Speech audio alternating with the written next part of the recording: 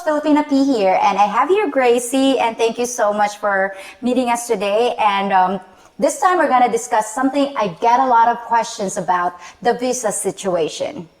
So, well, Gracey, thank you so much for your time. I really appreciate it. I know you're very busy. So one thing that I always get a lot of questions from the viewers out there, for a foreigner, do they need to get a visa when they enter the Philippines? Depending on the country of origin, but usually if you're from the US, Australia, or European countries, you don't need to get a visa if you intend to stay here for just 30 days. Just renew your visa for another 30 days or 6 months. Okay, so basically for those nationalities, they don't need a visa to come here. They just get it when they arrive at the airport. But for some nationalities, they have to secure a visa in their home countries before they can enter the Philippines. Yeah, I know of Taiwan. They have to secure it from Taiwan before they are allowed to enter the country. Okay, well, once the foreigner, once they got a visa, is it guaranteed that they will be admitted into the country?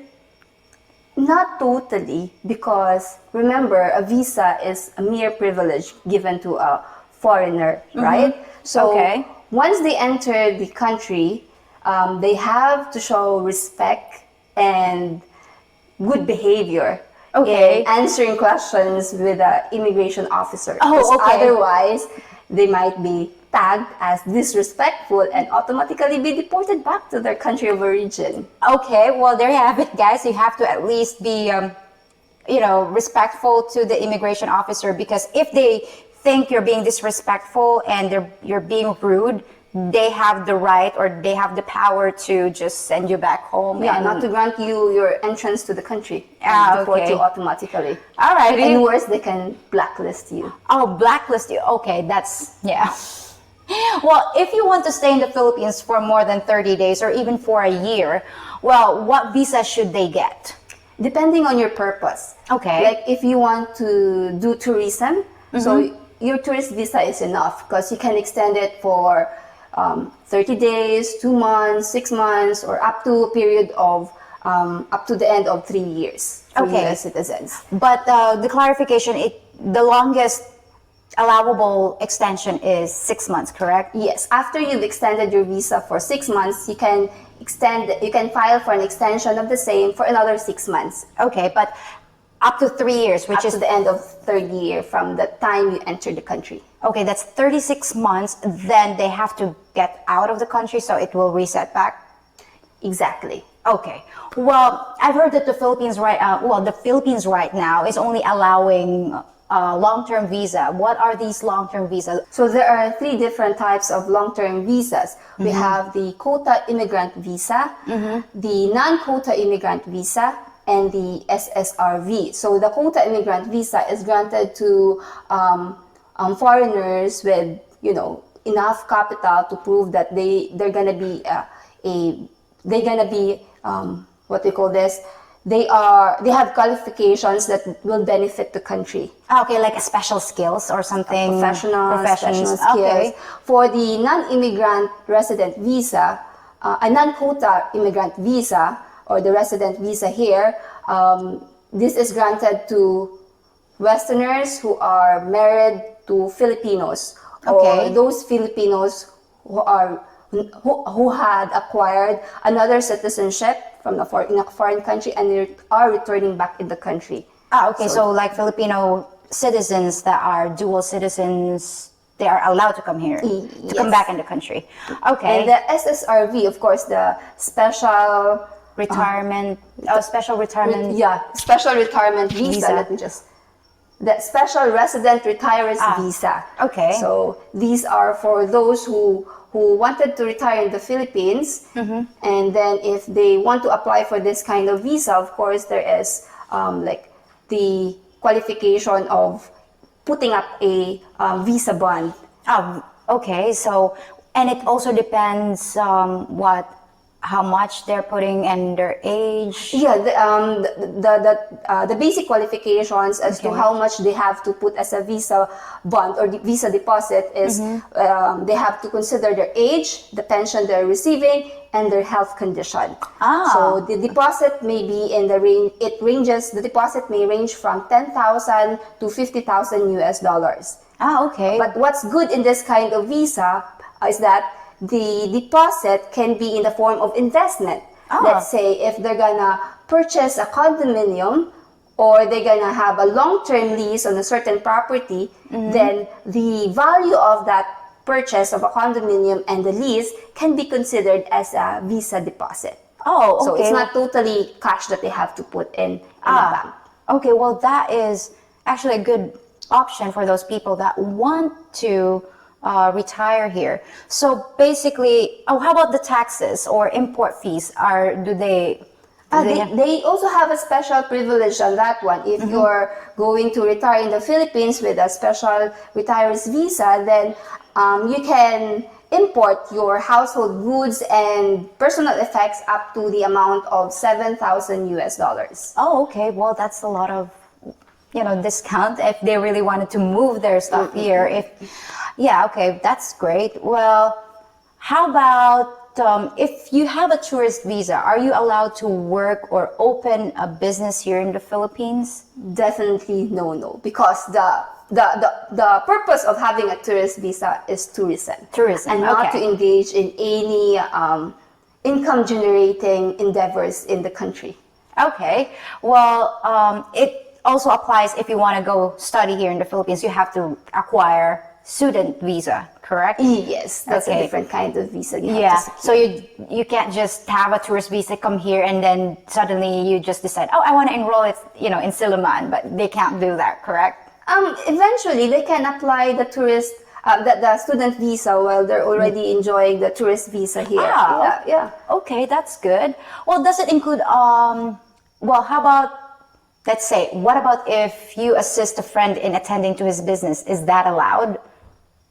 Apparently, if you're only on a tourist visa, your action can be construed as engaging into a business or engaging into a job. Because I have this case before. If I may share this to you, I will just make the parties unknown. So this client of mine, he was asked by a friend to attend to his business for a while because the owner of the resort, who is his friend, has to go back to his home country for some emergency. Okay. So it was just a favor that he was doing for his friend. So he attended the business. He managed it for about less than a month, I think. Okay. And then apparently, there was a complainant who made an anonymous complaint in the immigration, the immigration sent a personnel at that certain resort, and there the personnel had a surveillance on him, and then probably he was doing some sort of like being a manager of a resort, attending to his staff, attending to the customers, and there were also documents that he signed on behalf of the real owner. His acts was construed as engaging into business or doing a job in the Philippines under a tourist visa. Even if he's not being paid by the owner, I mean, of course, who would, I mean, he's a friend. He's just trying to be nice and help his friend. Look after the business. Regardless of whether you're paid or not, the fact that you're doing something that you're managing a business. Just the act of managing the business can put you in trouble if you're in tourist visa. Exactly. So if you're a tourist visa, enjoy yourself. Don't do anything that can be construed as doing a job or engaging into a business. Well, at least the people out there would know that it can happen. Even you're just trying to help a friend. At least that's something that knowledge for our viewers out there. Well, what if well, if you get caught doing that, as you said earlier, what happened to him? I mean, what happened to the guy? Unfortunately, what happened to him, since he was caught in flagrante delicto, meaning he was caught in the act of doing something like that can be construed as engaging into business, he was automatically arrested and brought in a detention facility somewhere in Luzon. Okay. And there he unfortunately had to spend for 3 months before he was able to bail himself out while the case was pending. Oh no. So imagine the time spent in that facility, even if it's not the same facility, jail facility we have with Filipinos, but you know, you're still just the thought of being detained in a closed door in a foreign country. Exactly. Well, wow. Well, at least you guys, you have to, you know it already. Please avoid doing any businesses here in the Philippines if you're just under the tourist visa. Well, what about, does a foreigner who becomes a citizen, if he becomes a resident, a citizen here in the Philippines, is he entitled to more rights than a foreigner with just having a permanent resident? Let's say they renounce their... The only difference between a citizen and a resident are these 3 basic things. First is the right to vote, of course, right? Only citizen can have the right to vote. Second is the right to own properties or land here per se. Okay. So you can only own land here if you're already a Filipino citizen. Okay. And lastly, the right to engage into businesses which only Filipino citizens are allowed to engage into. Oh, okay. So that applies to foreigners that have been naturalized as Filipino citizens. Because here in the Philippines, once you apply for citizenship, you have to renounce your foreign citizenship. Oh, no. So you cannot have dual citizens. Dual citizenship is only allowed to Filipinos. I know, but it's kind of unfair. I'm sorry. But but anyway, that's how it is here. So. We can't do something about it. But how long does it take? Let's say there's a foreigner that wants to be Filipino.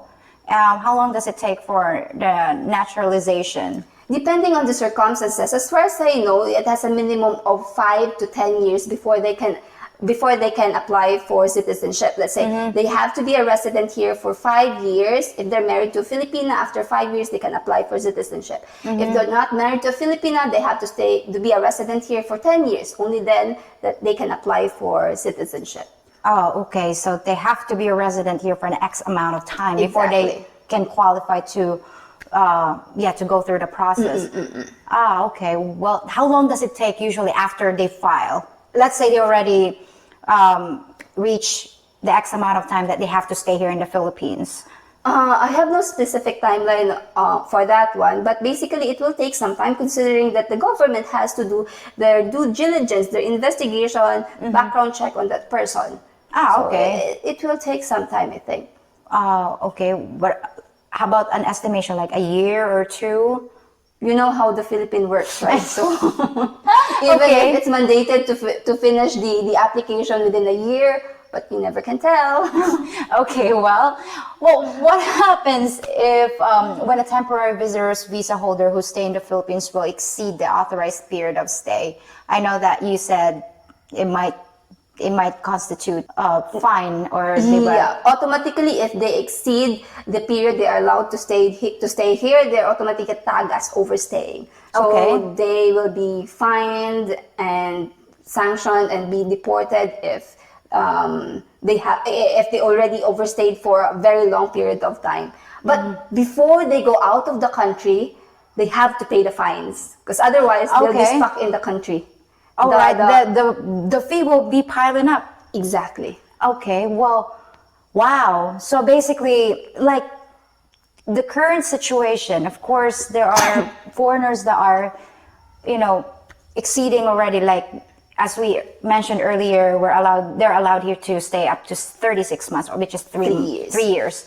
So what if it's already, beyond that? Beyond so that? Considering the current situation, or considering that there are circumstances which, curtail your opportunity to go out the country, like in this case, the COVID thing, the immigration are quite lenient. So in here right now, they allow those who already reached the 3-year period to just file for a motion for consideration or some sort of request for their extension of time to stay in the Philippines. But of course, there is a corresponding fees on that one. Okay. Well, how much are we talking about The last here? time I inquired, the minimum fee would be 25,000 pesos plus additional amount depending on how much extension you'll be granted. Okay, it's on top of that. So 25,000 pesos, which is around $500 US dollars.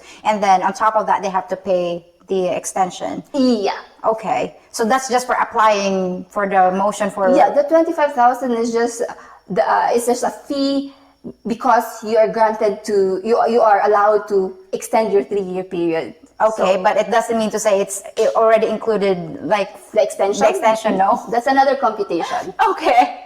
Wow. Well, what about those foreigners that married to a Filipina? Do they automatically have the right to stay in the country, or the Filipina? They have the right to stay in the country as long as they want, or the Filipina has to file or petition them to be... If they want to be a resident in the country, of course, they can apply for the non-quota immigrant visa. Okay, that's the For the 13A, the for 13A. being married to a Filipina. Okay. Of course, that will grant them the right to stay here for a longer period of time compared to the right granted to a tourist visa, right? Okay. So it's not automatically that if you're married, you automatically be granted a resident. They have to file for You that. have to apply for that one. So both of them, like as a married couple, or mainly the Filipina has to... Actually, there's a participation of the Filipina because the Filipina has to execute some documents. Okay, that they are... Attesting that they're together. That this is my husband. Exactly. Okay. Because even if you already have this spousal visa or resident visa for your foreign spouse, at any time when the Filipina wants to kick him out? you can just, because having this resident visa, it's not indefinite. It's for a certain period of time. I believe in 13A visa, there's a provisional period of 1 year. After the provisional period of 1 year, you get to renew it, and then you get the visa itself that can be valid from 2 to 10 years. Okay. Then there's a renewal for that one, which requires the participation of your Filipina. Okay, what about if within that year, he was granted for a probationary and they split? What would happen if the Filipina is being vindictive? She can just file to... Well, how can you renew that one without the participation if So some he of the cannot. requirements required to be executed or signed by the Filipina? Okay, that also applies to, he already extended after passing the probationary, sorry. So let's say earlier you mentioned about 2 to 10 years. Okay, within that period, what about they split As up? long as you get the signature of the Filipina.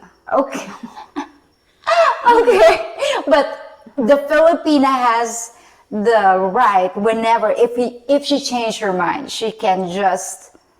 It's still not an automatic thing for Filipina to do. Okay. Yeah. It It's a long process. If he wants to, Okay, to- well, to at least evict his- the guys should maybe opt in only for the tourist visa for now, and don't piss your wife. But anyway, if your resident visa cannot be renewed anymore, you automatically revert to a tourist visa, which still allows you to stay in the stay country. here. Okay, well, that's a good option.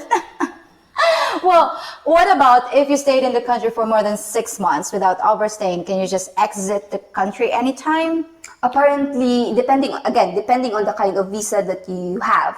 For tourist visa, apparently you have to be cleared at the immigration first before you flew out of the country. So you have Meaning this kind of clearance of what we call this one. Exit clearance. Exit clearance, exactly. The exit clearance that you need to process before the date of your departure.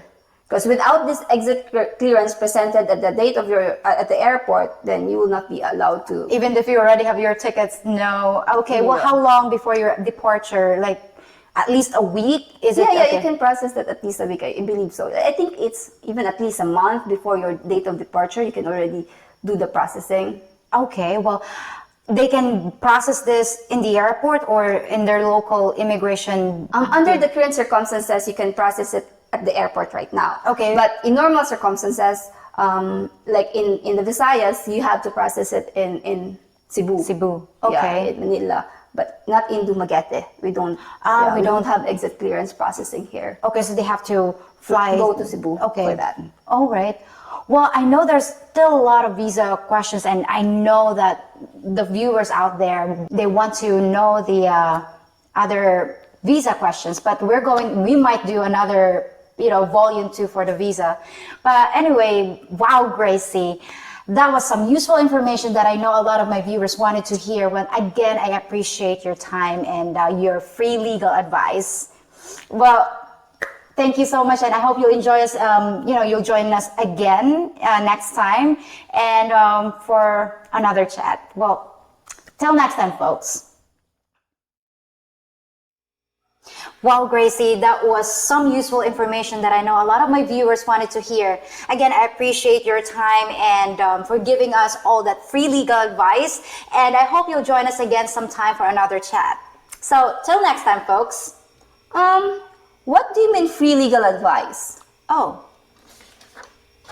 Now, for the consultations on the 3 videos about annulment, real estate, and for this one, the visas, your bill comes to 49,826 pesos. What? But I thought we were friends. Oh yeah, we are friends. Now, will that be cash or credit card?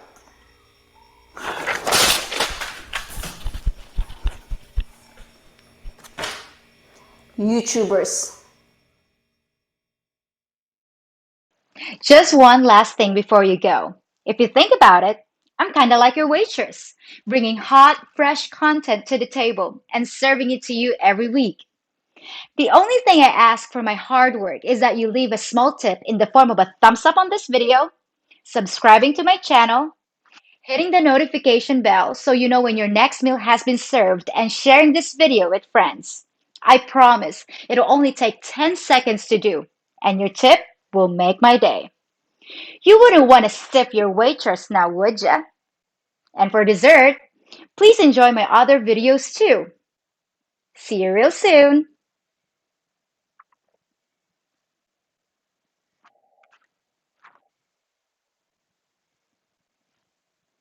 Why do I feel like I'm on a Brady Bunch?